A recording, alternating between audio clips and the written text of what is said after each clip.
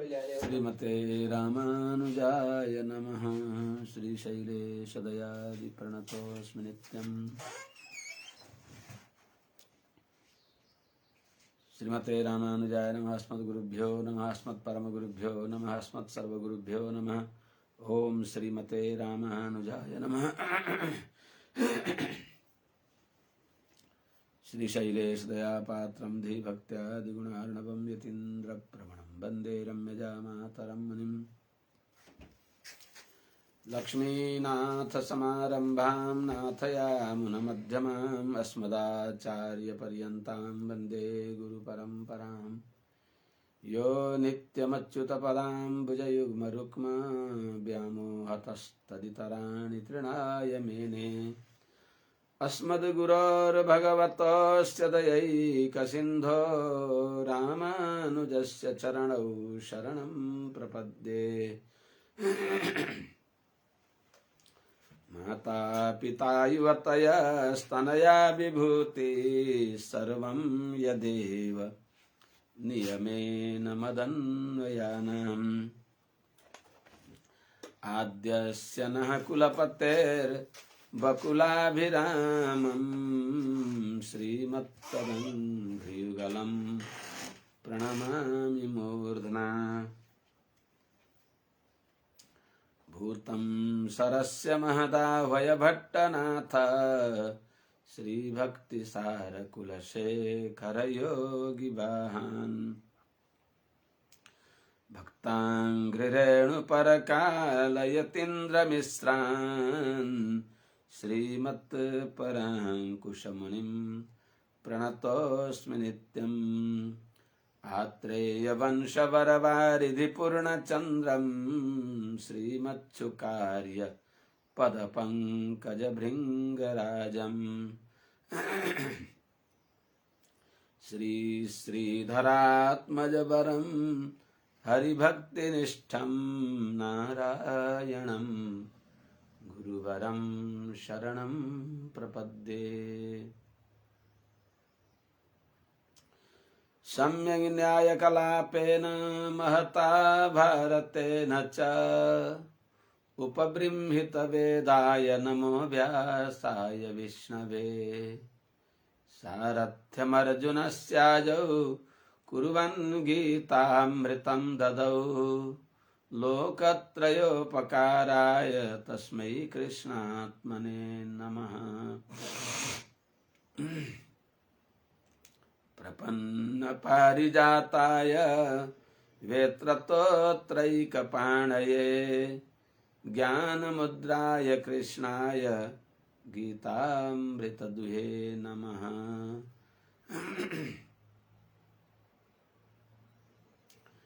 करकमलनिदर्शितात्ममुद्रः परिकलितोन्नतबर्हिबर्हचूडः इतरकरगृहीतवेत्रतोत्रो मम हृदि सन्निधिमातनोतु शौरिः। अग्रे कृत्वा कमपि चरणं जानुनैकेन तिष्ठन् पश्चात्पार्थं प्रणयसजुषा चक्षुषा वीक्षमाणः। सव्येतोत्रं करसरसिजे दक्षिणे ज्ञानमुद्राम् आबिभ्राणो रथमधिवसन् पातु नः सूतवेषः।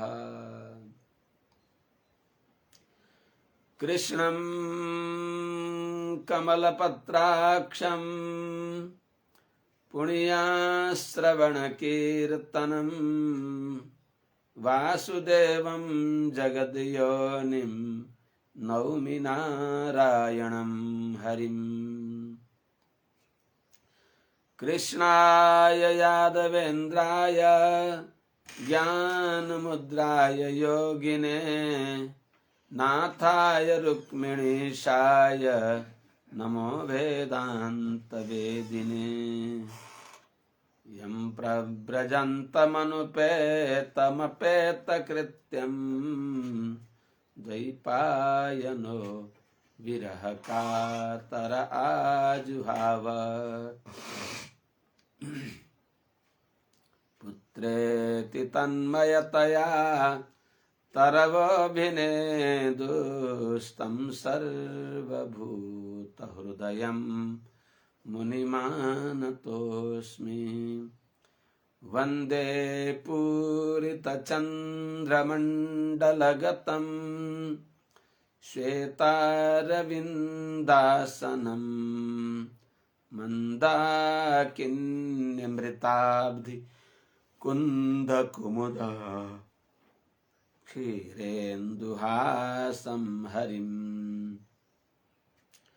मुद्रापुस्तकशङ्खचक्रविलसत् श्रीमद्भुजामण्डितं नित्यं निर्मल भारती परिमलं विश्वेशमश्वाननम्।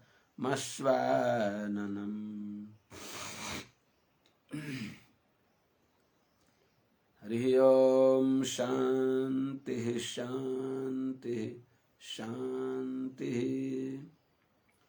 जय श्रीमन्नारायण। शुभ प्रभातम। अनंत कोटि ब्रह्मांड नायक अनंत कल्याण गुणगणैकनिलय श्रीह पति श्रीमन्नारायण भगवान परम वंदनीय समस्त आचार्य चरणहरू, समस्त महाभागवत वृन्दहरू, सज्जन महानुभावहरू, भक्तिमती आमाहरू, श्रीमद् भागवती गंगामा अवगाहन गर्ने प्रसंगमा हामी तृतीय स्कन्धको 26औं अध्यायको 46 श्लोकमा अब हामी प्रवेश गर्दछौं।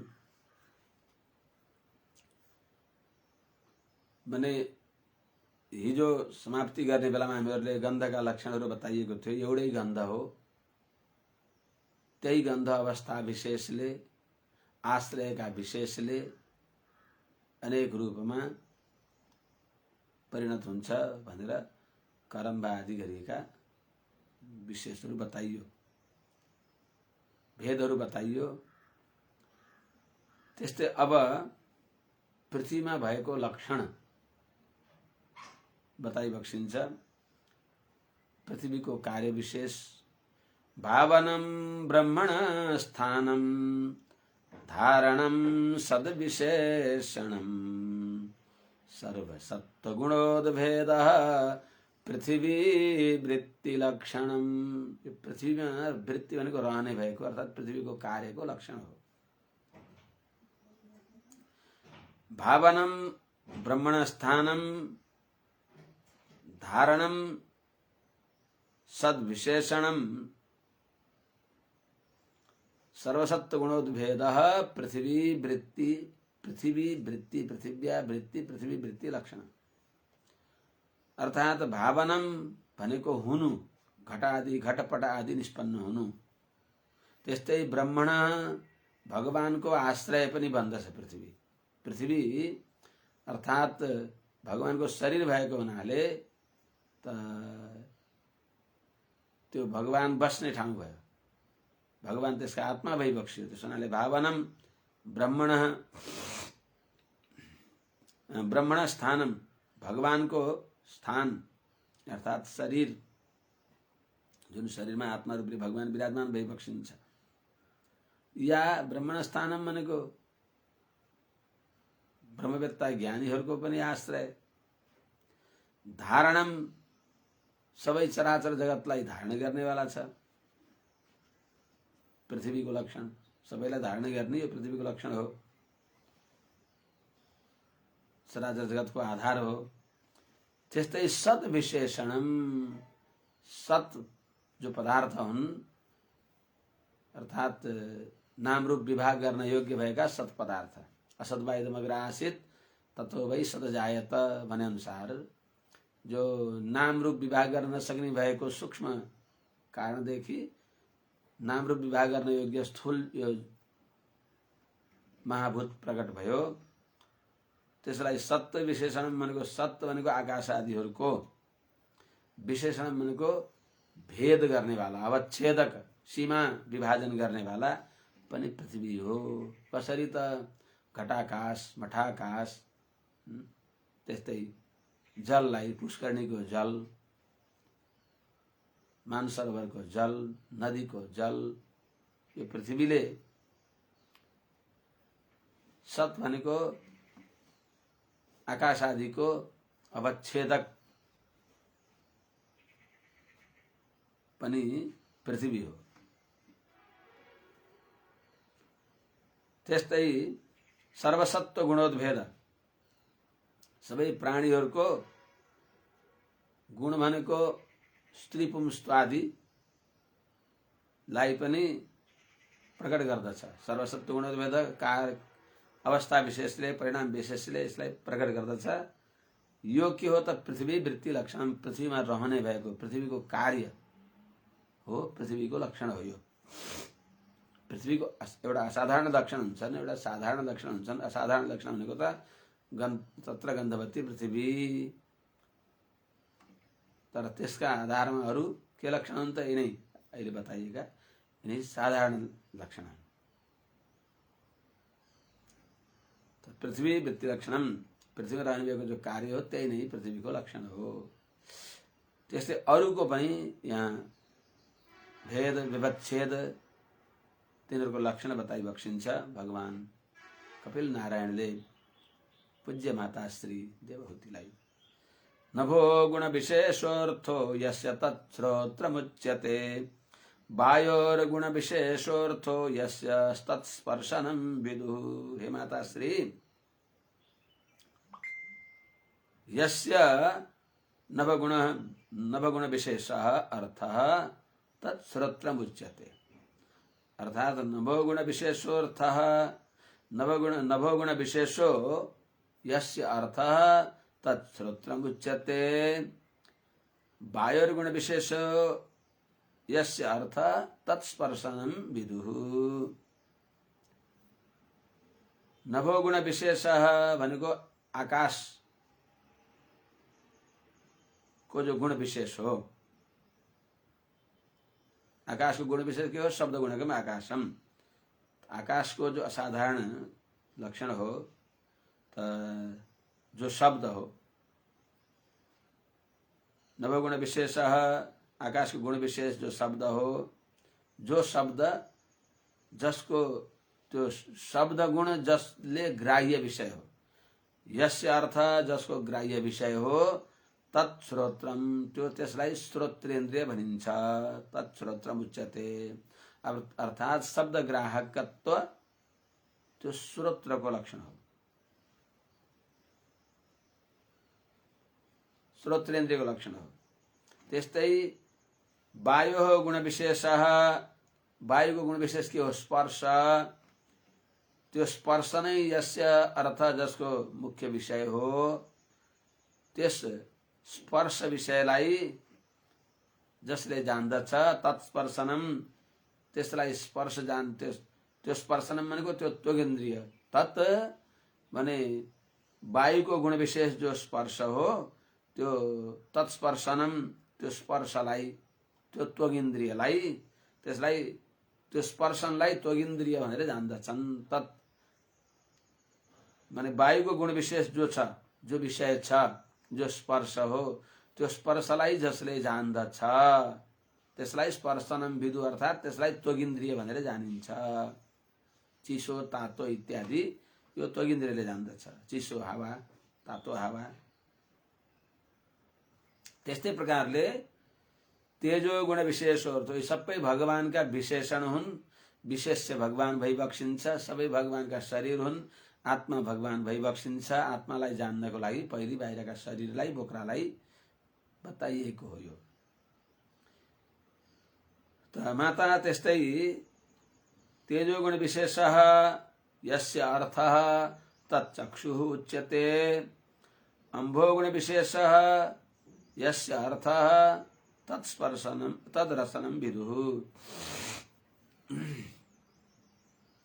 त्यस्तै भूमेः गुण विशेषः यस्य अर्थः सघ्राण उच्यते,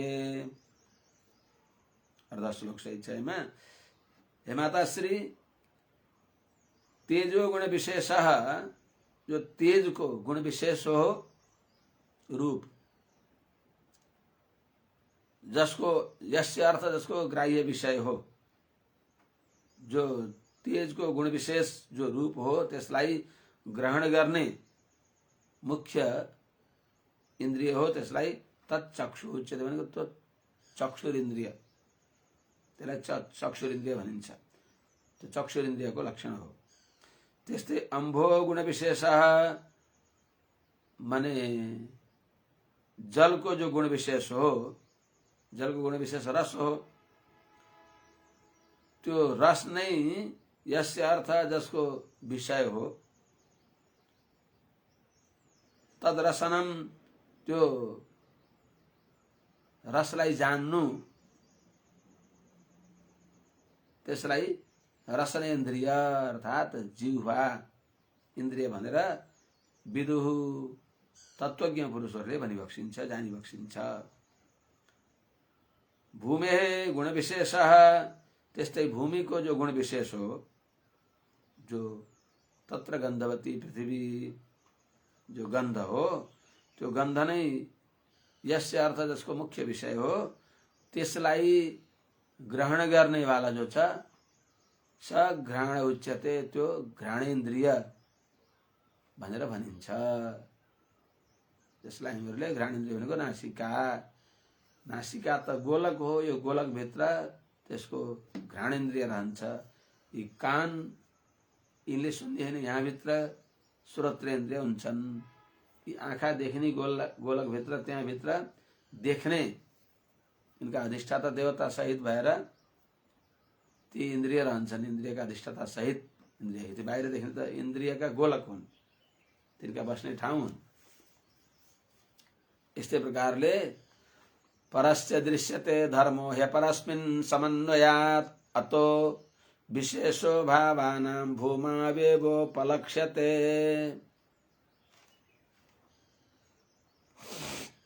हे माताश्री, अब परस्य धर्मः समन्वयात् अपरस्मिन् ही दृश्यते, अतः विशेषो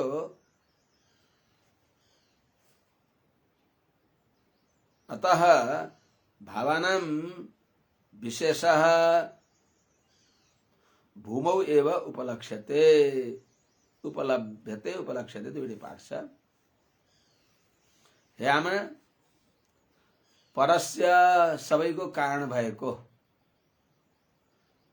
पूर्व पूर्व उनका कारण जो छन्, जस्तै सबैको कारण भएका जो आकाश आदिहरू हुन्, आकाश वायुको कारण हो,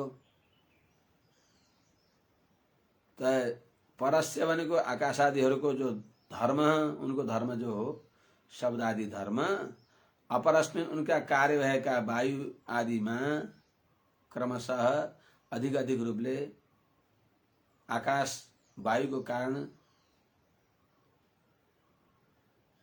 अनि आकाश जुन शब्द तन्मात्रले सहित भएको आकाशबाट वायु प्रकट हुन्छ, अनि शब्द तन्मात्रले सहित भएको वायुदेखि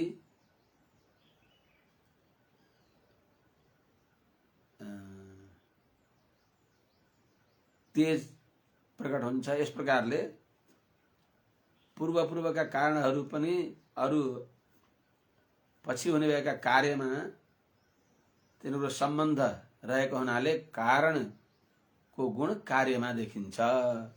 त्यस हुनाले परस्य कारण भएको आकाश आदिको जो धर्म हो, तिनको धर्म शब्द आदि जो धर्म हो, शब्द स्पर्श आदि जो धर्म हो, अपरस्मिन उनका कार्य भएका वायु आदिमा, वायु तेज जल पृथ्वी आदिमा समन्वयात सम्बन्ध भएको हुनाले, उनका कारण भएको हुनाले, कारणका गुण कार्यमा पनि देखिन्छन् भनेको हुनाले सम्बन्धले दृश्यते ही देखिन्छ। कसरी देखिन्छ त? जस्तै आकाशको मुख्य, आकाशमा मुख्य गुण हो शब्द नै, शब्द गुणकम आकाशम। आकाशमा स्पर्श गुण हुँदैन, आकाशमा शब्द गुण हुन्छ। तर त्यो आकाशको गुण जो अनिल वायु हो, वायुको स्पर्श गुण हो, तर वायुमा शब्द पनि हुन्छ, स्पर्श पनि हुन्छ। जहाँ वायु आउँछ नि त्यहाँ त्यसले शीत स्पर्श दिन्छ, झन्झावातका साथमा शब्द नि आउँछ। त्यस्तै जो वायु कारण भएर वायुदेखि यतस्मात् आत्मना आकाश सम्भूत, आकाशत वायु, आकाशबाट वायु, वायु हो अग्नि, त वायुबाट तेज। त्यो तेजमा आकाशको गुण पनि रहन्छ, वायुको गुण पनि रहन्छ, देखिन्छ। त्यस्तै जुन तेजबाट अग्नि है आपः, तेजबाट जल प्रकट हुन्छ। त्यो जलमा पूर्व पूर्व कारणको गुण पनि हुन्छ, आफ्नो प्रत्यक्ष कारण जो तेज हो त्यसको पनि गुण हुन्छ। त्यसैले जलमा शब्द स्पर्श रूप रस यी 4 गुण हुन्छन् भने भूमिमा शब्द स्पर्श रूप रस गन्ध यी 5 वटा हुन्छन्। त्यसोनाले अतो विशेषो भावानाम भूमावेवो पलक्ष्यते। अतः सबैको कारण भए माने सबै कारण भएका हुनाले, सबैको सबै उसका कारण पूर्व पूर्व उसका कारण भएको हुनाले हजुरबाको पूर्वा जस्तै भए चाहिँ हामीले यसमा हजुरबाका गुण आएछन्, पितामहका गुण आएछन्, पिताका गुण आएछन् भने चाहिँ पूर्व पूर्व कारणका गुण पनि आउँछन्। अतः कारण भएको हुनाले भावानाम भनेको जो आकाश आदिका जो विशेष हुन् तिनका गुणहरू, आकाश आदिका कारण भएको हुनाले भावानाम भनेको जो तिनी सत्य हुन्, सत पदार्थ हुन्, जो महाभूत हुन्, आकाश वायु अग्नि जल इत्यादि इनका गुण, यी सबै इनका सबैका जो गुणहरू हुन् शब्द स्पर्श रूप रस, यी सबै गुण आफ्नो गुण जो जो असाधारण गुण हो गन्ध, त्यो गन्ध तन्मात्रा सहित शब्द स्पर्श रूप रस यी 4 वटा अरु गुण सहित अर्थात् 5 वटा गुणहरू भूमौ एव उपलभ्यते, भूमिमा देखिन्छ, अनुभव गरिन्छ। एतान् यसंहत्येदा महदादीनि सप्त वै काल कर्म गुणोपेतो जगदादि रूपाविशत। इस प्रकारले भगवानले महदादि पृथ्व्यन्त 24 तत्त्वहरूलाई यिनीहरूलाई नमिलाइकन जब सृष्टि गरिबक्सियो, त्यहीदेखि ब्रह्माण्डको उत्पत्ति यस प्रकारले हुन्छ अरे भनेर यहाँ बताइबक्सिन्छ। एतानि यदा महदादीनि सप्त असंहत्य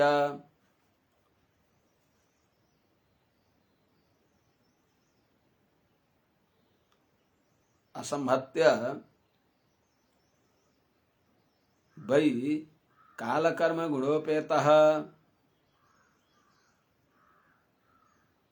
जगदादि उपाविशत।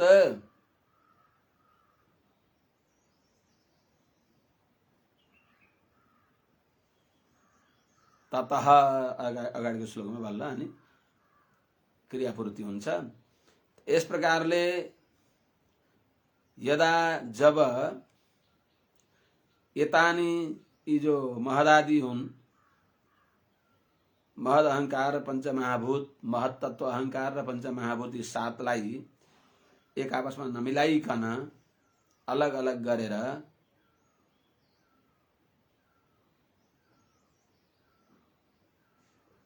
नमिलेका अवस्थामा रहेका थिए।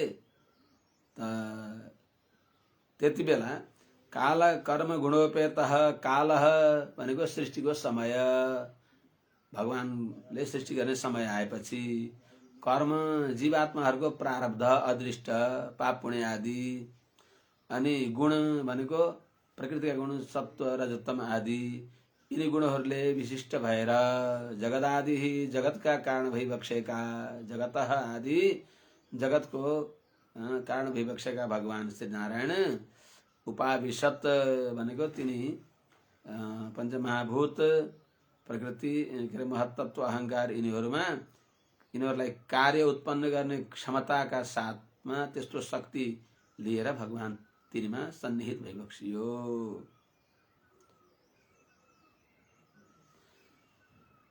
पंच तन्मात्रा अनि महत्त्व अहंकारलाई अन्तर्भाव गरेर सप्त सब प्रयोग गरिबक्सिएको, अर्थात सबैमा भगवान प्रकृतिका गुणमा प्रवेश गरिबक्स्यो। ततस्तेनानुविद्धेभ्यो युक्तेभ्योऽण्डमचेतनम् उत्थितं पुरुषो यस्मादुत्तिष्ठोद असौ विराट। त भगवान जगदादि तिनी सातै भित्र प्रवेश गरिबक्स्यो। त्यसपछि के भयो त? ततः स्तेनानुविद्धेभ्यो अचेतनम अंडम उत्थितम यस्मादसौ विराट उदतिष्ठत। हे माताश्री, ततः भनेको जगदादि उपाविशत सबैका कारण विवक्षका भगवान नारायण तिनमा संकल्प अनुसार प्रवेश गरेपछि भगवान त सर्वत्र व्याप्त भइबक्सिन्छ हुन त, तर यिनीहरूमा कार्यक्षमता दिन्छु भन्ने संकल्पद्वारा भगवान त्यहाँ अर्थात् तिनीहरूमा संकल्प प्रवेश गराएपछि त्यहाँ प्रवेश गर्नु भनेको त भगवान त्यहाँ नित्य भइबक्सिन्छ, सधैँमा सधैँ भइबक्सिन्छ। तर अब यसलाई कार्य उन्मुख गराउँछु भनेर भगवान त्यस संकल्पले रहेपछि तेन अनुविद्धेभ्य भगवानद्वारा प्रेरित भएर तेन भगवता नारायणेन हरिणा प्रेरितः अनुविद्धेभ्य प्रेरित भएका र युक्तेभ्य जो यी मिलेका थिएनन्, पहिले अलग अलग थिए, तिनीहरूलाई युक्तेभ्य मिलाएपछि अहिले त एतानि असम्मत्य थियो, मिलेका थिएनन्। अनि युक्तेभ्य तिनीहरू मिलेका तिनी तत्त्वदेखि अचेतनम भनेको अधिष्ठात्री चेतनले रहित भएको, अचेतन भनेको अधिष्ठात्री चेतनले रहित भएको अंडम यो ब्रह्माण्डलाई, यो ब्रह्माण्ड उत्थितम त्यो प्रकट भयो, उत्पन्न भयो। यस्मात् जुन अंडदेखि, जो यो ब्रह्माण्डदेखि असौ विराट यी जो समष्टि पुरुष ब्रह्माजी भइबक्सिन्छ उदतिष्ठत त्यहाँ प्रकट भइबक्सियो। अर्थात् त्यो समष्टि ब्रह्माण्ड जो भगवान श्रीमन्नारायणको नाभि कमलबाट प्रकट भएको जो नाभि कमल हो, त्यस नाभि कमलबाट समष्टि पुरुष ब्रह्माजी प्रकट भइबक्स्यो प्रादुरासेत, अर्थात् त्यहाँबाट प्रकट भइबक्स्यो। एतदण्डं विशेषाख्यं क्रमवृद्धिर्दशोत्तरैः त्वयादिभिः परिवृतं प्रधानेनावृतैर्बहिः यत्र लोकवितानोऽयं रूपं भगवतो हरेः। यो भगवान को रूप हो। एतद अंडम विशेषाख्यम, एतद विशेषाख्यम अंडम प्रधानेन बहि प्रधानेन आवृतः, प्रधानेन आवृतैः दशोत्तरैः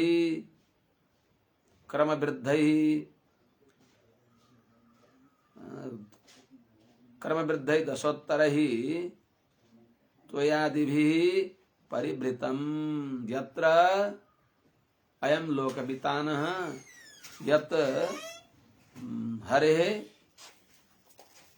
भगवतः हरे रूपम्। एतत् विशेषाख्यम, यो जो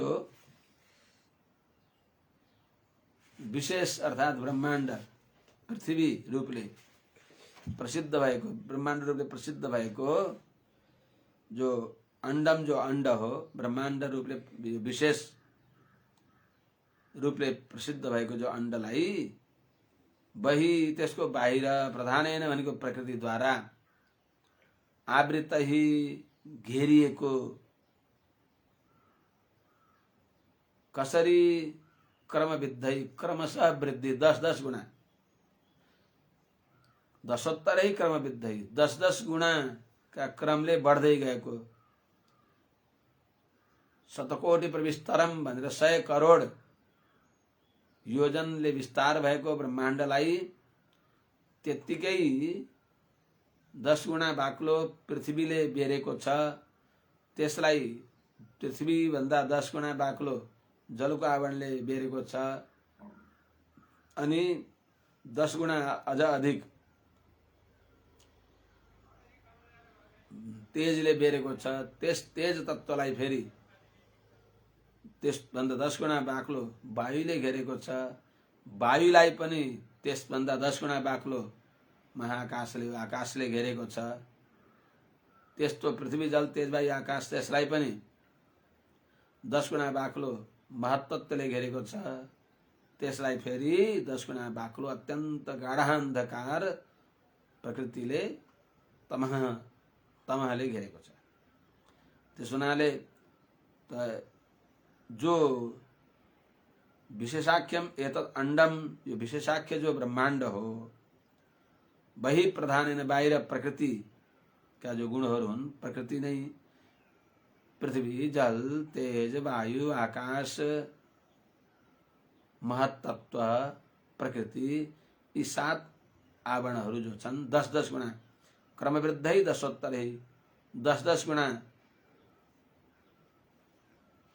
बढ्ता वृद्धिले युक्त भएका, उभन्दा 10-10 गुणा डबल त्रिबल हैन 10-10 गुणा बढ्ता त्यस्ता तोयादिभि जल आवरणले, जललाई पनि तेजको आवरणले, त्यसलाई वायुको आवरणले, यस प्रकारले माने जलका उपलक्षणद्वारा पृथ्वी जल तेज वायु आकाश अहंकार महत्तत्व यिनीहरूद्वारा परिवृतम घेरिएको छ यो ब्रह्माण्ड। पृथ्वीलाई छोडेर, पृथ्वीलाई बिर्सने हो भने जल तेज वायु आकाश अहंकार महत्तत्व अनि प्रकृतिको अत्यन्त बाक्लो अंधकार पछि महत्तत्व त अत्यन्त प्रकाशमय छ, महत्तत्व हृदयमय। यस प्रकारले परिवृत्त भनेको बेरिएको छ वरिपरि। यस्तो बलवान अत्यन्त गहिरो अत्यन्त अभेद्य दुर्ग छ यो ब्रह्माण्ड। यो ब्रह्माण्डलाई हामीले आफ्ना प्रयासले तर्न सकिन्छ? यमै वैश वृणुते तेन लभ्य, जसलाई भगवान श्रीमन्नारायणले कृपा कटाक्ष गरी बक्सिन्छ, जसलाई वर्ण गरी बक्सिन्छ त्यसले भगवानलाई प्राप्त गर्न सक्दछ। कलाई वर्ण गरी बक्सिन्छ, प्रियतम एवही वर्णियो भवति, जो अत्यन्त प्यारो हुन्छ भगवानको, जो भगवानको साह्रै प्यारो हुन्छ त्यसलाई भगवानले यो बाबुलाई मैले यहाँ राख्दिन भनी बक्सिन्छ। को प्यारो हुन्छ? जसको भगवान अत्यन्त प्रिय भई बक्सिन्छ। त जो जसको भगवान साह्रै प्रिय भई बक्सिन्छ त्यस्तो भगवान नै सर्वस्व वासुदेव सर्वम भएका व्यक्तिले भगवानलाई मन नपर्ने काम गर्छ त? यो मननीय विषय। किनभने षड्विधा शरणागति आनुकूल्य संकल्प, भगवानलाई मन पर्ने कुरा मात्रै चिन्तन गर्दछ, भगवानलाई मन पर्ने कुरा मात्रै गर्दछ, सके गर्दछ नसके मन पर्ने कुराको मनन गर्छ, चिन्तन गर्दछ, विचार गर्दछ। तन्मे मनः शिव संकल्प मस्तु भन्दछ। प्रतिकूल त सम्झँदै सम्झँदैन, प्रातिकूल्यस्य वर्तन अनि ढुक्क भर पर्छ रक्षिष्यति इति विश्वास। मलाई के चिन्ता, म त भगवानको भर परेको छु। के भगवान सर्वज्ञ सर्वशक्तिमान त्यस्ता भगवानले यसको म बाहेक अरु कुनै उपाय छैन भनेकालाई छोडी बक्सिन्छ त? एउटा हली गोठालाले त पछि लागेका नजानेर पछि लागेको एउटा बालकलाई जङ्घार तर्दा अगाडि गोरु लाएर गयो, गोरुलाई अगाडि लगाएको छ, काँधा हलो जुवा बोकेको छ, मट्ठु केही नपढेको केही नजानेको नामै मूर्खलाई कस्तो गोठालो रहेछ हली रहेछ भनेर गाली गरिने भएको। त्यस्ता हरिले त्यो जङ्घार तर्दा त्यतै पारितिर त्यसका बाआमा रहेछन् कि त्यो बच्चाका, त्यसले पनि बाआमालाई खोज्दै हो कि त्यही हलीको पछाडि पछाडि लागेछ। अब त्यो जङ्घारमा पछि पछि उसको साथमा हिँड्यो, त्यो हलीलाई मेरो पछाडि कोही आएको छ भन्ने थाहा भएन। जाँदा त त्यो हली त तर्यो सरासर। त्यो बालकलाई त्यो हान पानीले तेज प्रवाहले त्यसलाई पल्टाइदियो। पानीमा पल्टेर पल्ट त चुप्लुङ आवाज आयो, अय्या भनेर त्यसले भन्यो नि, अय्या भन्यो। भन्दाखेरि यसो पछि हेर्छ त ए बा नि यो कुन अन्जान बालक पछि लागेको रहेछ, मलाई तिम्रो शरणमा आए पनि भनेको छैन, मलाई के खाँचो भन्छ त्यसले। साह्रै मूर्खाधिराज भए पनि त्यसले ओहो भन्छ, समातेर तारिदिन्छ आफू तर्न सक्ने त्यो जङ्घार भगवान श्रीमन्नारायणले। उहाँका पछि लाग्यौँ भने यसको अरू कोही पनि छैन। यो दुस्तर संसार समुद्रलाई मैले तारिदिन्छु। बस संसार सिन्धु मति दुस्तर मुत्ति तीर्षो नान्यः प्लवो भगवतः पुरुषोत्तमस्य लीला कथा रस निषेवण मन्तरेण पुंसो भवेद विविध दुःख दवार्दितस्य। हुकुवा गरेर भनी बक्सेको छ सुखदेव स्वामी महाराजले द्वादश स्कन्धमा। त्यसो हुनाले यस्तो अत्यन्त बलियो संसार समुद्र छ, यो ब्रह्माण्ड छ। यस्तो अण्डकटाह, त्यो अण्डकटाहलाई 7 आवरणले घेरेको छ, बेरेको छ। को तर्ने? बडा कठिनतापूर्वक ब्रह्मलोकसम्म गए भने पनि तेतम भुक्त्वा स्वर्गलोकम विशालम क्षीणे पुण्ये मर्त्यलोकम विशन्ति उता एवं त्रयी धर्म मनुप्रपन्न गतागतम काम कामा लभन्ते। भगवानलाई प्राप्त गर्दैन। त्यस हुनाले यी सबैको अर्थ के भने यस्तो दुस्तर भवसागर छ, यस्तो दुस्तर भवसागरलाई न कर्मणा न प्रजया धनेन ज्ञान त्यागेन ऐक्य अमृतत्व मानसु। कुनै कर्मले कुनै साधनले हुँदैन। त्यागेन आत्मा भगवानका पाउमा त्याग गर्नाले, अर्थात् त्यागको अर्थ हो शरणागति न्यास विद्याद्वारा। त्यस हुनाले आनुकूल्य संकल्प परानुकूल्य वर्धन रक्षिष्यति विश्वास, अवश्य रक्षा गरी बक्सिन्छ भन्ने विश्वासले गोप्तृत्व वर्णन तथा जिम्मा दिनु पर्यो नि त भगवानलाई। गंगा गए गंगादास, जमुना गए जमुनादास, त्यस्तो धैचिउरे हुन भएन। द्रौपदीले जस्तै अन्तिममा आफूलाई पनि बल मान्न भएन, आफूलाई पनि उपाय मान्न भएन। मैले नै समात्छु साडी भन्दासम्म पनि भगवान आइबक्सेन, दाँतले टोक्दासम्म पनि आइबक्सेन। जब मैले मेराले रक्षा गर्न सक्दैन, मैले पनि मेरो रक्षा गर्न सक्दिनँ भनेपछि शङ्ख चक्र गदा पाणे द्वारका निलयाच्युत गोविन्द पुण्डरीकाक्ष रक्षमाम शरणागताम भनेपछि भगवान आइबक्स्यो, रक्षा गरिबक्स्यो। त्यस हुनाले भगवानले रक्षा गर्न चाहँदा अरू उपाय बनाइदिने भने भगवानले छोडिबक्सिन्छ। विधीयते यत् यदुनन्दनेन नापेक्षते तत्र सहाय शक्ति। अरू शक्ति, अरूलाई सहायता गराइयो भने भगवान आइबक्सिन्न। पाञ्चाली जायाम पटवर्धने तु न तत्र तन्तुर न च तन्तुवायः। यस हुनाले यस्तो अत्यन्त दुस्तर संसार समुद्र छ। यो के हो त?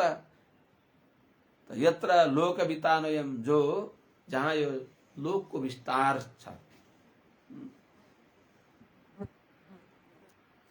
यत्र जुन यस ब्रह्माण्डमा लोक वितानोयम, यो 14 भुवनमय यस्तो 14 वितानको अर्थ चन्दुवा हो, अर्थात् विस्तार समुदाय छ, अपार संसार छ। यो के हो त? रूपम भगवतो हरेः, यो भगवान नारायण को रूप हो, अनिरुद्ध भगवान को शरीर हो। ये ब्रह्मांड अनिरुद्ध भगवान को शरीर हो।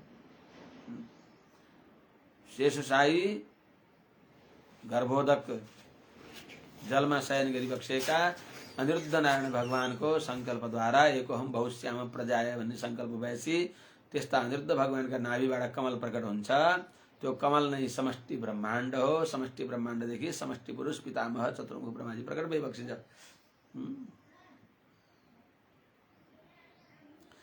हिरण्मया दण्डकोशादुत्थाय शल्यशयात्मा विश्वमहादेवो बहुधा निर्विभेदखम। इस प्रकारले महत्तत्वदेखि लिएर चतुर्मुख ब्रह्माजी सम्मको जो सृष्टि हो त्यो बताइबक्सियो। अब समष्टि पुरुष जो चतुर्मुख शरीर र उनका अवयवहरूलाई अनि तत्त अवयवदेखि जो देव आदि व्यष्टि शरीर, समष्टि शरीरबाट व्यष्टि शरीरको अनि इन्द्रियहरू तत्त स्थानाभिमानी देवताहरूको विभाग बताउनको लागि त्यो विभाग गरेको पनि चतुर्मुख ब्रह्माजीका अन्तर्यामी भइबक्सेका चतुर्मुख ब्रह्माजी जसका शरीर भइबक्सिन्छ त्यस्ता शरीरी नारायणद्वारा भएको हो। त्यसो हुनाले भगवत कर्तृक नै हो त्यो सबै। शरीरले गरेको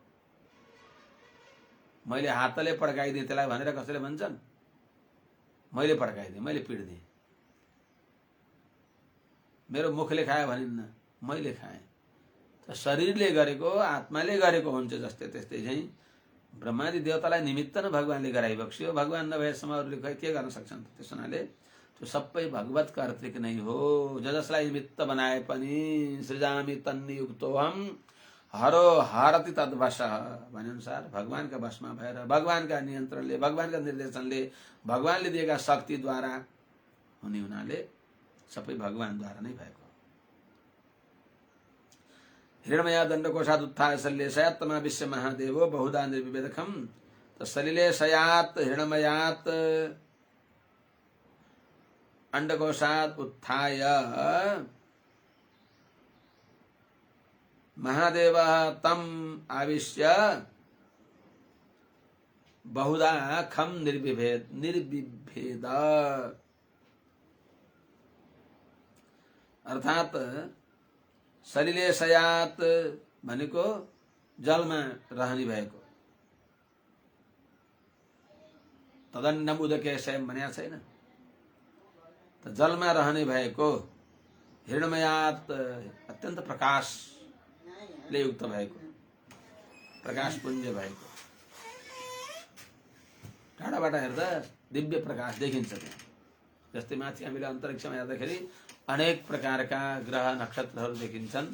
कतिपय त्यस्तै ती पनि उपग्रहहरू हुन् पृथ्वी जस्तै। तिनी पनि कतिपय ब्रह्माण्ड हुन्। हिरण्मयात् भनेको प्रकाश प्रचुर भएको प्रकाशमय अंडकोशदेखि उत्थाय उठेर अर्थात त्यही हिरण्मय ब्रह्माण्डमा जलमा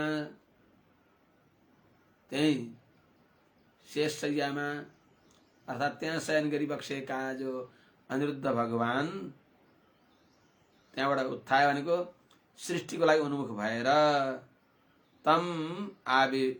तमाविश्य तम भनेको चतुर्मुख ब्रह्माजीको अन्तर्यामी भएर रहेर त्यही भइबक्सेको छ। तमाविश्य भनेको चतुर्मुख ब्रह्माजीलाई सृष्टिको लागि प्रवृत्त गराउँछु भन्ने भावनाले त्यहाँभित्र त्यो संकल्प प्रवेश गरेर भगवानको संकल्प त्यहाँ रहेका भगवानले त्यो संकल्प गरेर महादेव भनेको समर्थ भइबक्सेका भगवानले बहुधा खम निर्विभेद अनेक प्रकारले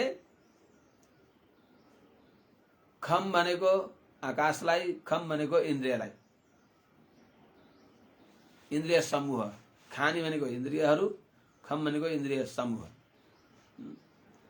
परान्ति खानी व्यतिरिक्त स्वयम्भू खको अर्थ आकाश पनि हो। खको अर्थ प्रसंगले इन्द्रियहरूलाई अनेकधा समष्टि चतुर्मुख ब्रह्माजीका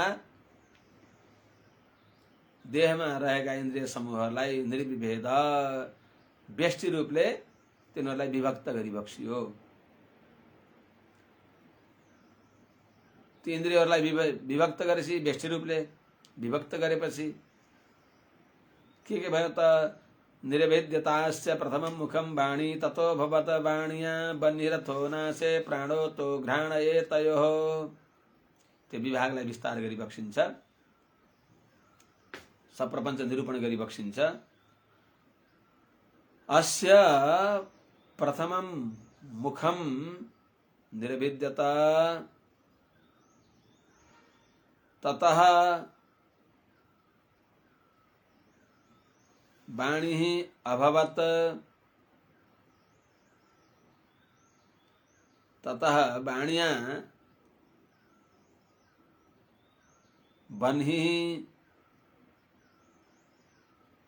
अथ नासे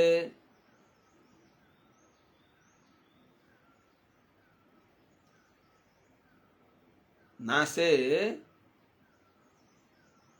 ततः एतयोः प्राणो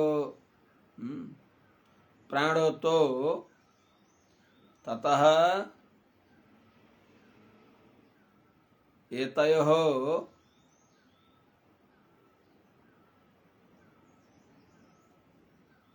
प्राणोतः घ्राणः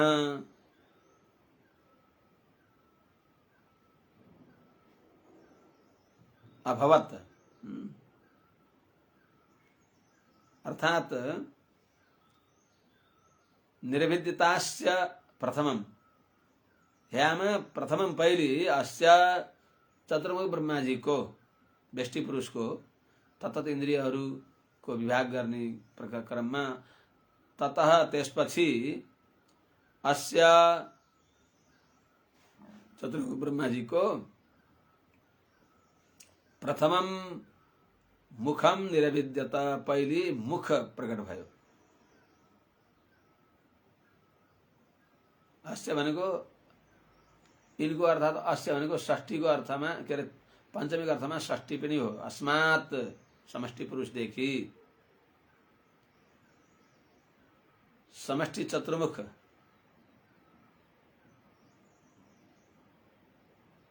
को मुखदेखि बागेन्द्रियाधिष्ठान जो मुख प्रकट भयो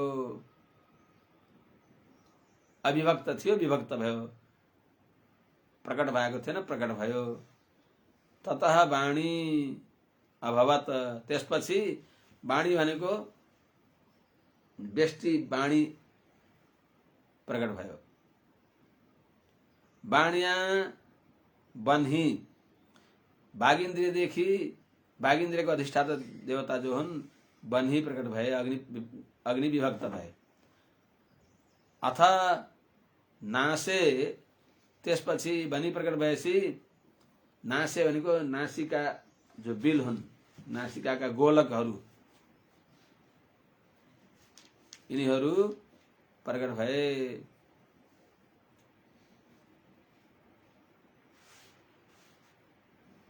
अनि एतयोः ती नासिकादेखि प्राणोतः प्राणले युक्त भएको, प्राणले ओतप्रोत भएको अर्थात प्राणका अधीनमा भएको घ्राण भनेको घ्राणेन्द्रिय व्यष्टि रूपमा प्रकट भयो। यी सबै समष्टिबाट व्यष्टिमा प्रकट हुँदै गए, विभक्त हुँदै गए।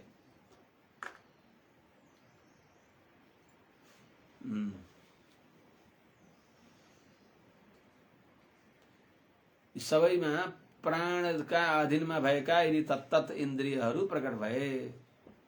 प्राणोतः प्राणले ओतप्रोत भएको, प्राणका अधीनमा भएका यी सबै समष्टि चतुर्मुख ब्रह्माजी देखि उनका व्यष्टि तत्तत इंद्रिय अवयवहरू प्रकट भए।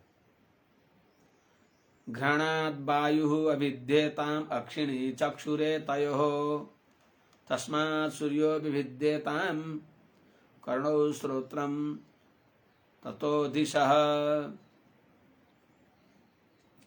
घ्राणात् वायुः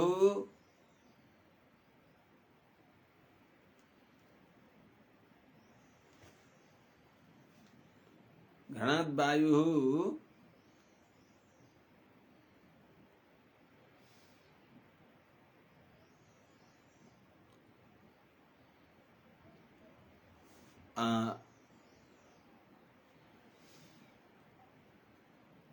घ्राणात् वायुः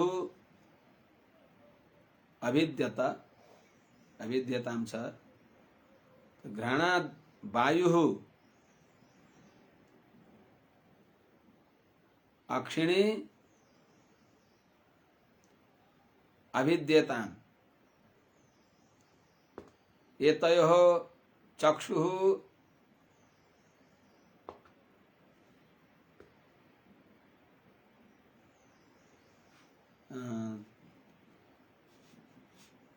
ततः सूर्यो ततः सूर्यः अभवत् ल्याउनु पर्यो, अध्याय गर्न पर्यो। कर्णौ वैविध्यताम्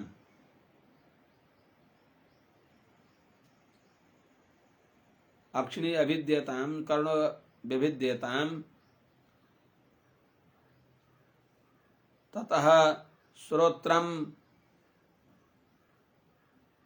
दिशः अभिद्यन्त। अर्थात घ्राणात् वायुः घ्राणात् अर्थात घ्राणेन्द्रिय प्रकट भएपछि विभक्त भएपछि त्यो घ्राण का अधिष्ठाता देवता वायु प्रकट भए, अविभक्त वायु विभक्त भए। तो घ्राण का अधिष्ठाता देवता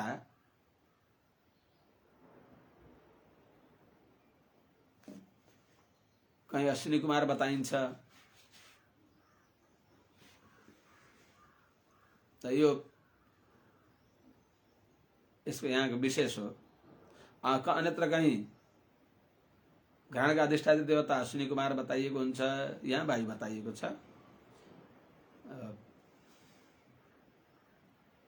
नासिकाबाट प्राणवायु को महत्व भएको हुनाले त्यो बताएको, त्यसमा केही विरोधको कुरा छैन। त्यस्तै घ्राणात् वायुः अविद्यत अर्थात घ्राणेन्द्रियबाट उनका अधिष्ठाता देवता वायु प्रकट भए। त्यसपछि अक्षिणी अविद्यताम चक्षु इंद्रिय का अधिष्ठान, चक्षु इंद्रिय बस्ने जो गोलक हुन् ती प्रकट भए। अनि ती गोलक ती आँखा यतयो भनेको तिनी चक्षु इन्द्रियदेखि चक्षु निरविद्यत अर्थात त्यो गोलकदेखि चक्षु इन्द्रिय प्रकट भए। अनि त्यसपछि उनका अधिष्ठाता देवता सूर्य प्रकट हुनुभयो। अधिष्ठान, अधिष्ठेय, अधिष्ठाता यिनीहरू क्रमशः। अनि कर्णौ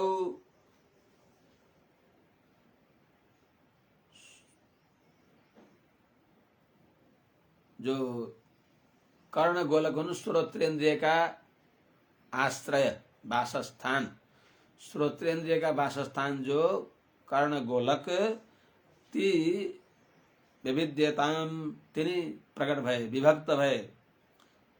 ततः श्रोत्रम कर्ण श्रोत्रेन्द्रिय का गोलक भएपछि ती गोलकबाट श्रोत्रम भनेको श्रोत्रेन्द्रिय प्रकट भए। अनि त्यसपछि ततः ती श्रोत्रेन्द्रियमा दिशा अभिद्यन्त अर्थात उनका अधिष्ठाता देवताहरू जो छन् दिशाहरू प्रकट भए।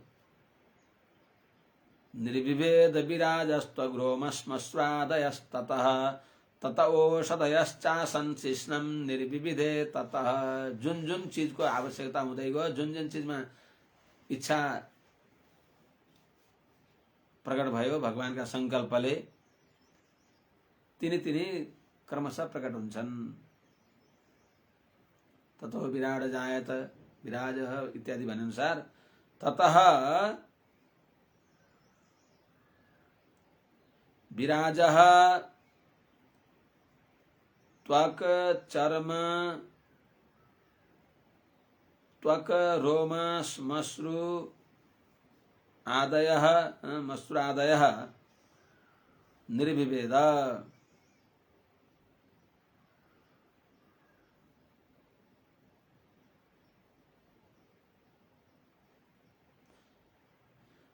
तथा औषधयश्च आसन्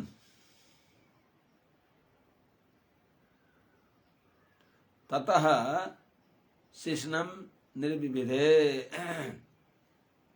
अर्थात त्यसपछि तदनंतर विराजः अर्थात समष्टि चतुर्मुख ब्रह्मा जी देखी त्वक भनेको त्वगिन्द्रिय, त्वक भनेको जो चर्म को, जो चर्म हो, जो त्वगिन्द्रिय को अधिष्ठान हो, चर्म त्वगिन्द्रिय को अधिष्ठान हो, त्यो त्वक भनेको त्वगिन्द्रिय को अधिष्ठान चर्म निर्विभेद त्यसलाई प्रकट गरी बक्सियो, विभक्त भयो। ततः रोम, त्यसपछि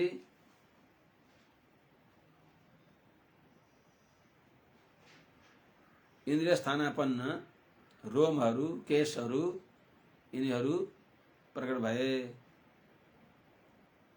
अनि त्यसपछि ततः औषधयश्च आसन, त्यसपछि औषधिहरू अर्थात वृक्षहरू,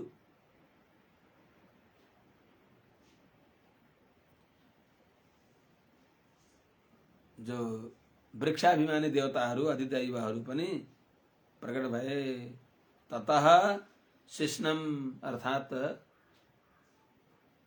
जो रेत को अधिष्ठान हो, रेत को आश्रय हो, शुक्र को आश्रय भएको त्यस्तो शिश्नम उपस्थेन्द्रिय अर्थात त्यो त्यसलाई निर्विविधे तिनीहरूलाई अविभक्तलाई विभक्त गरी बक्स्यो। रेतस्तस्मादापासन्निरविद्यत वै गुदं गुदादपानोपानाच्च मृत्युर्लोक भयंकरः। रेत भनेको उपस्थेन्द्रिय, ततः त्यसदेखि उपस्थेन्द्रिय देखि अर्थात उपस्थेन्द्रिय अधिष्ठान हो, रेत त्यसमा रहने वाला हो, अधिष्ठेय हो। तो उपस्थेन्द्रिय देखि तस्मात् त्यो प्रकट भइसकेपछि आपः आसन, आप भनेको रेत का अभिमानी देवता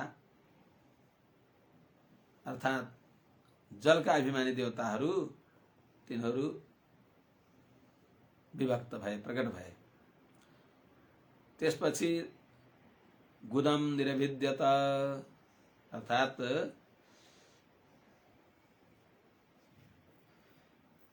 गुद जो अधिष्ठान हो त्यो प्रकट भयो। त अधिष्ठान गुदोत्पत्ति अनंतर अपान पायु इंद्रिय रूप जो अपान हो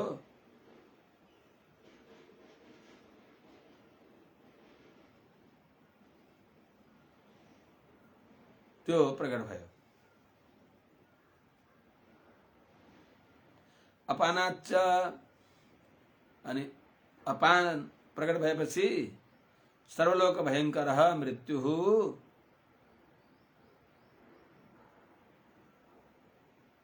आसीत। त्यसपछि अपान प्रकट भएपछि तदनन्तर सर्वलोक भयंकर सबैलाई डर लाग्ने भएको जो मृत्यु हो अर्थात लोक संहारक, लोकलाई डर लाग्ने प्राणको अधिष्ठाता मृत्यु, मृत देवता आसित प्रकट भए। यस्तै प्रकारले सबै अविभक्त इन्द्रियहरू अधिष्ठाता सहित प्रकट हुँदै जान्छन्। ती व्यष्टि पुरुषको हस्तौ च निर्विद्यताम बलम ताभ्याम ततः स्वराट पादौ च निर्विद्यताम गतिस्ताभ्याम ततो हरिः। अनि तिनी व्यष्टि पुरुषको हस्तौ च निर्विद्यताम, केही कर्म गर्न चाहन्छु भन्दा हात प्रकट भए, अनि ततः ताभ्याम हात प्रकट भएपछि तिनी हातदेखि बलम बल प्रकट भयो, अर्थात दान आदान लिनी दिनी जो क्रिया शक्ति विशेष जो प्रधान बल हो त्यस्तो प्राणेन्द्रिय प्रकट भयो। तथा स्वराट त्यसपछि हातका अधिष्ठाता देवता जो स्वराट भनेको स्वतन्त्र भनेको यहाँ इन्द्रलाई बताएको। ततः स्वराट आसित ते हस्तेन्द्रिय का हस्तेन्द्रिय प्रकट भएपछि हस्तेन्द्रियदेखि उनका अधिष्ठाता देवता स्वराट भनेको इन्द्र प्रकट हुनुभयो।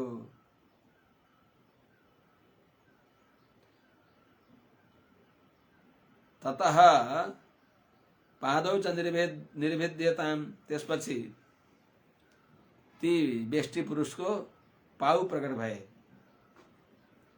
अनि ती पाउदेखि पाउ प्रकट ततः भनेको ताभ्याम भनेको पाउ प्रकट भइसकेपछि अर्थात अधिष्ठान प्रकट भएपछि अधिष्ठाता गति ही जो प्राणेन्द्रिय द्वारा गति हुन्छ त्यस्तो गति र ततः हरि त्यसपछि जो उसका अधिष्ठाता देवता हरि भइबक्सिन्छ, अर्थात उपेन्द्र चरण का अधिष्ठाता देवता भगवान हरि भइबक्सिन्छ। त्यस्ता भगवान पनि तिनका अधिष्ठाता देवताको रूपमा त्यहाँ विराजमान भइबक्स्यो, विभक्त भइबक्स्यो। यस्तै प्रकारले ती विराट पुरुषका नाड्यस्य निर्विद्यन्त ताभ्यो लोहितमाभृतं नद्यस्ततः समभवन उदरम निर्विद्यत। अस्य नाड्यः निर्विद्यन्त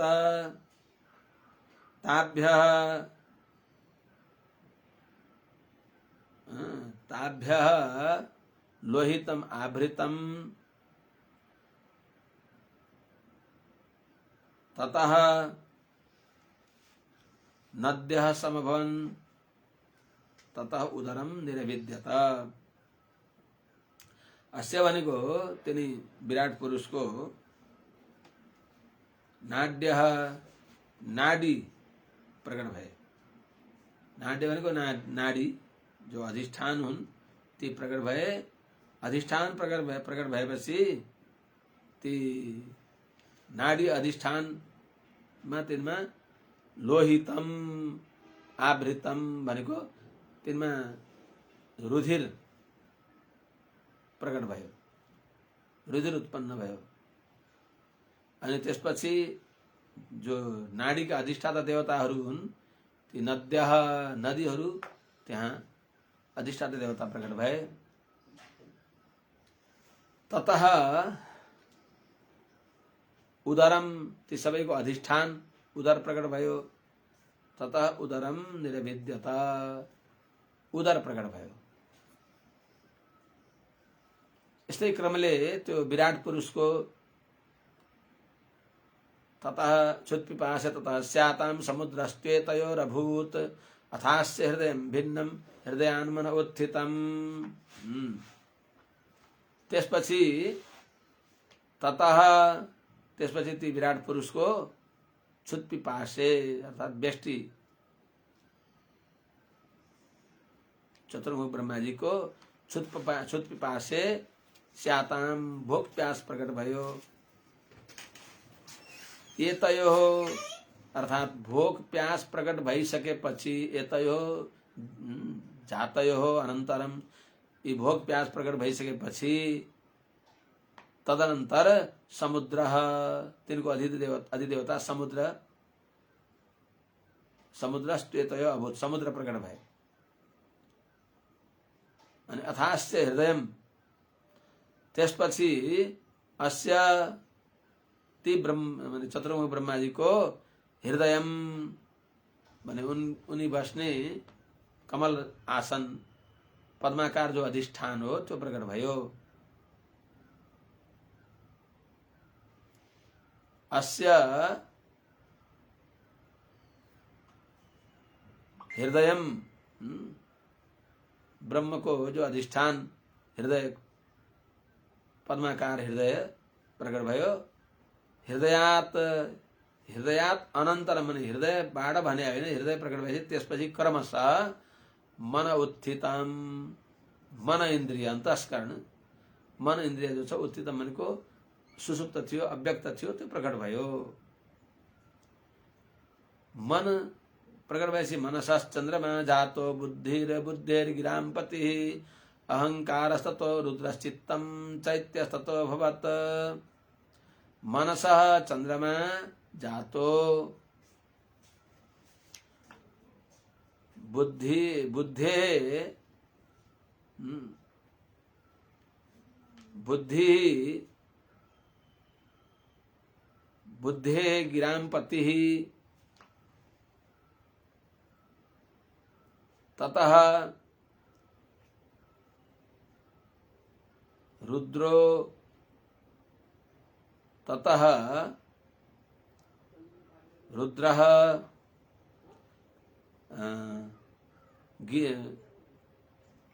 मनसः चंद्रमा जातः बुद्धि बुद्धेः गिराम्पतिः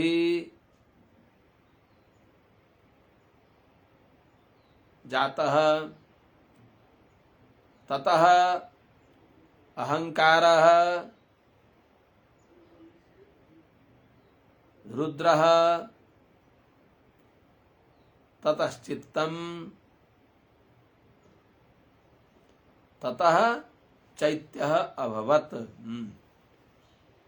अर्थात माताजी मनसः मन प्रकट भइसकेपछि, किनभने हृदयान मन उत्थितम 60 श्लोकमा हृदय प्रकट भएपछि त्यसपछि मन प्रकट भयो। अर्थात हृदय जो अधिष्ठान हो, पद्माकार अधिष्ठान, हृदय प्रकट भएपछि त्यसपछि मन प्रकट भयो। अनि ततः मन प्रकट भइसकेपछि मनसा चन्द्रमा जात, मनसा भनेको मन प्रकट भइसकेपछि त्यसपछि चन्द्रमा, अधिष्ठाता देवता चन्द्रमा प्रकट भइबक्सियो। त्यस्तै बुद्धे गिराम्पति बुद्धि, अनि जस्तै मन को वासस्थान, मन को जो वासस्थान हो, गोलक हो, त्यो हृदय भए चाहिँ बुद्धि आदि को पनि के हो त, बुद्धि आदि को पनि बस्ने ठाउँ मन नै, के अरे हृदय नै हो। मन बुद्धि चित्त अहंकार यिनी अन्तस्करण चतुष्टय हृदयमै बस्छन्। त बुद्धि जो बुद्धि इंद्रिय हो, बुद्धे गिराम्पति बुद्धि का जो स्वामी हुन्, गिराम्पति भनेको ब्रह्मा जी, वहाँ को जो अहंकार प्रकट भयो, वहाँ को अहंकार प्रकट भयो। मनदेखि मन प्रकट भएपछि तदनन्तर हृदय प्रकट भयो, के अरे चन्द्रमा प्रकट हुनुभयो, अधिष्ठाता देवता चन्द्रमा, त्यसपछि बुद्धि, बुद्धि का पति जो ब्रह्मा जी भइबक्छन् त्यस्तो बुद्धि प्रकट भयो। बुद्धि प्रकट भएपछि अहंकार प्रकट भयो, बुद्धि के अर्को रूप अहंकार जो अंतस्करण हो। त्यसपछि उनका अधिष्ठाता देवता रुद्र, अहंकार का अधिष्ठाता देवता रुद्र भइबक्सियो। अनि तदनन्तर चित्तम, चित्त, मन, बुद्धि, अहंकार, चित्त क्रमशः आएको छ। यिनीहरू प्रकट भए। त्यसपछि चैत्यः, चित्तका स्वामी जो जीवात्मा, क्षेत्रज्ञ जीव, जो ये सबै का अधिष्ठाता देवता जीव हो, ती अभवत। ततः चैत्यः, त्यसपछि क्रमशः त्यो अचेतन जस्तै रूपमा रहेको जो व्यष्टि चतुर्मुख ब्रह्माको त्यहाँ चैत्य भनेको हृदय के अरे हृदयमा क्षेत्रज्ञ प्रकट भए अर्थात् आत्मा त्यहाँ प्रकट हुनुभयो। जो आत्मा भगवान भइबक्सिन्छ, भगवानको भगवत शरीरक भगवानको शरीर भएको त्यस्तो आत्मा यहाँ व्यक्त भयो, अव्यक्त थियो व्यक्त भयो, प्रकट भयो। एते ह्यभ्युत्थिता देवा नैवास्योत्थापने शकन् पुनराविवुषुखानि तमुत्थापयितुं क्रमाति। अलग अलग भएका यी सबै अधिष्ठान, अधिष्ठेय, अधिष्ठाता यी सबै त्यहाँ आएर पनि यी अलग अलग भएका सम्मिश्रित नभएका यिनीहरूले जब उठाउन सकेनन्, भइसकेछ है। यस प्रकारले समष्टिभूत चतुर्मुख शरीरमा रहेका बाघ इन्द्रिय तदधिष्ठान देखि जो व्यष्टि चतुर्मुख ब्रह्माजी व्यष्टि जीवहरूका तत्तत इन्द्रियहरू तत्तत अधिष्ठादी देवताहरू अनि यिनीहरूको महत्व बताउँदै बताउँदै यिनी सबै भए पनि क्षेत्रज्ञ नहुँदासम्म यिनीहरूमा कुनै काम आउन सकेन। यी सबैमा क्षेत्रज्ञ समर्थ छ, यिनीहरू सबै प्राय क्षेत्र जस्तै हुन् भन्ने बताउनको लागि एते अभ्युत्थता देवा नैवास्योत्थापने सकन् त्यहाँ भनिएको छ। अभ्युत्थता समष्टि पुरुष चतुर्मुखका ब्रह्माबाट व्यक्त भएका, विभक्त भएका, प्रकट भएका एते ही देवा यी जो देवताहरू हुन्, इन्द्रिय सहित देवताहरू, अधिष्ठान, अधिष्ठेय, अधिष्ठाता यी सबैले तम उत्थापयितुम, तम भनेको देवादि व्यष्टि शरीरहरूलाई उत्थापयितुम जगाउनको लागि अर्थात् कार्यमा प्रवृत्त गर्नको लागि, प्रवृत्तिमा उन्मुख हुनको लागि खाने आफ्ना आफ्ना स्थान भएका इन्द्रियहरू त्यो उठाउनको लागि क्रमात् पुनः आविविशु क्रमशः फेरि त्यस्तै झैं